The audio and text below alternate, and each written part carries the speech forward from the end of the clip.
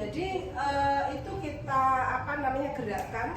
Ada 5 macam nanti Anda akan jumpai. Satu, tidak ada pergerakan sama sekali, ini layu. Yang kedua, hanya ada kontraksi kecil tanpa ada pergerakan. Ini nilainya plus 2. Plus 1 ya, 0 plus 1. Terus yang normal itu ada gerakan kecil tapi segera balik. Ya, itu paling normal. Kalau hyper tadi yang 2 tadi kan hypo ya.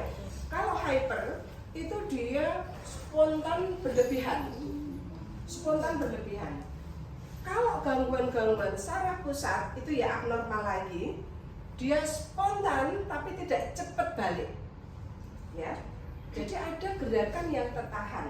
Jadi yang abnormal itu ada 4. Tidak ada pergerakan, hanya kontraksi sedikit. Ya, biasanya pada kasus geriatri. Terlalu berlebihan ya gerakannya. Yang selanjutnya yang keempat, dia ada gerakan tapi tidak cepat balik. Yang normal apa? Ada sedikit gerakan spontan, pada saat dilepas dia akan kembali. Gitu ya. Nanti semuanya begitu. Ya, semuanya begitu. Kalau yang 1, 2 ini biasanya layu total. Ya, kalau yang 3, 4 ini tadi, ini biasanya dia gangguan pusat, saraf pusat. Gitu nggak? Clear? Oke. Ya, relax, posisikan relax. Ya, normal dah.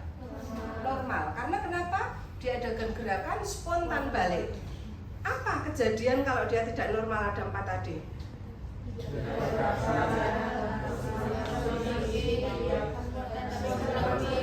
Ekstensi, ya, gerakannya tertahan, ya, tertahan. Oke. Radialis, brachioradialis ini salah satu yang bisa kita cek pada saat kita curiga dia ada C7. Ya, brachioradialis itu cukup panjang ya, begini. Ini ke sini ya, brachioradialis, tendonnya sampai sini. Anda bisa ketuk di sini, ya, spontan dia kecil ini, ya.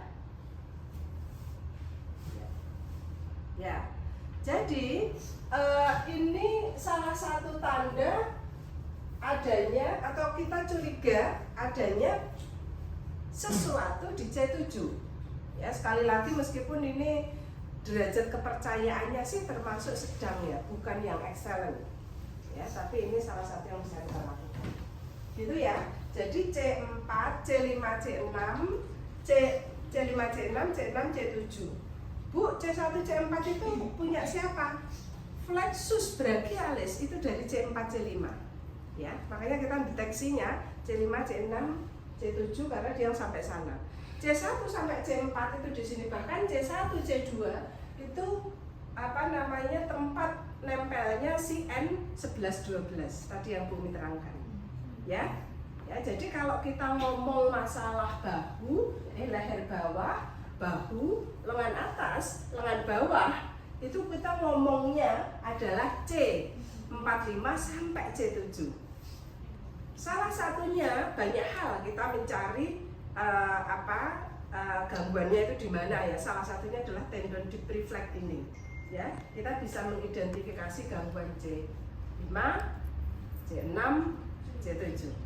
Clear? Oke, nanti tinggal Anda lakukan. Oke, yang selanjutnya adalah ada lumbosacralis, ya, flexus lumbosacralis. Flexus lumbosacralis itu kalau di teori dikelompokkan jadi flexus lumbalis dan flexus sacralis. Flexus lumbalis itu yang keluar dari L1, L2, L3, L4. Inervasinya mana? Inervasinya adalah daerah pinggang bawah dan perut. Ini kan relatif tidak bisa digerakkan kan? Makanya nanti kita akan konsentrasi di sana dengan sensorisnya. Pelvis, tungkai atas, tungkai bawah itu berasal dari saraf yang keluar dari L4. L4 nyambung L5 bergabung dengan S1, S2, S3. Makanya kalau kita curiga apakah ada gangguan pada lower extremity, ini kan terkait dengan gerakan nih karena dia akan mensyarafi sini. Kita bisa deteksi L4, L5, S1 ya, karena sebetulnya L1 sampai L4 itu dia menjuntai begitu, tetapi nanti sebagian dari L4 L5 part of radiknya itu dia nanti akan gabung dengan S1, S2, S3 gitu ya. Sekali lagi L1, 2, 3, 4 tidak bisa kita deteksi lewat gerakan karena dia sarafnya itu dia hanya sampai sini aja. Makanya nanti kita detek lewat sensori. Oh ini hipersensori, oh ini hyper, ini hipo, ini nggak ngerasa sama sekali. Itu kita curiga, atau sakit di sini, nyeri di sini, radikular di sini. Kita curiga dia L1, L2, L3, L4. Kalau lower extremity itu berasal dari L4, L5 sampai S1. Nah, untuk mendetek ya, apakah ada gangguan pada L4, L5, L3, L4 itu kita bisa salah satunya dengan tendon patella. Ya, jadi L4 itu dia menginervasi langsung otot-otot di sini, quadriceps, sehingga kita cek apakah pada saat patella kita rangsang itu ada kontraksi quadriceps. Kalau ada, setidaknya kita bisa berpikir, oh L4-nya kena, gitu ya. Meskipun Bu Umi bilang kalau hasil riset ini tidak mempunyai nilai akurasi yang gold standard, yang excellent lah ya. Ya, tapi setidaknya kita punya pikiran karena nanti kalau kita pemeriksaan kan dari apapun bisa kita lihat kan, oh ternyata oh ini menguatkan, oh ya oke lah gitu ya. Nah selanjutnya L5 S1 itu salah satunya bisa kita pastikan atau kita cek dengan refleks tendon Achilles. Oke, kalau tendon untuk L berapa? Oke, ini posisinya harus gantung, ya, posisinya gantung. Ini kursi ini kamu bisa gantung nggak ya? Lebih tinggi itu ya?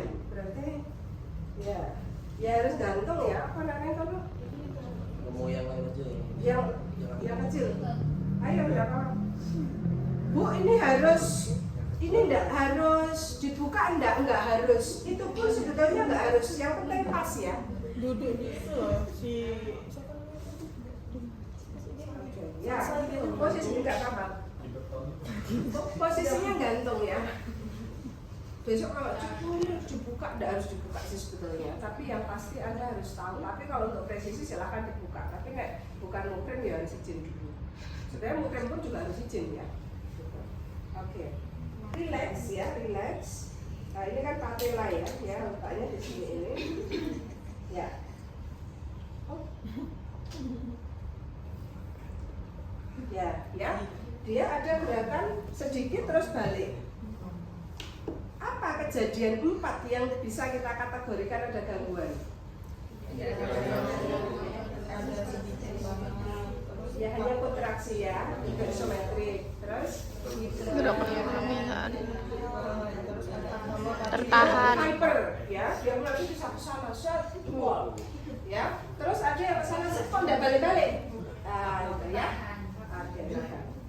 Oke gitu ya. Oke. Terus yang terakhir untuk melihat adanya gangguan pada C L5S1. Anda bisa mendetek melalui pemeriksaan apa? tendon Achilles. Tendon Achilles posisi yang terbaik adalah prone.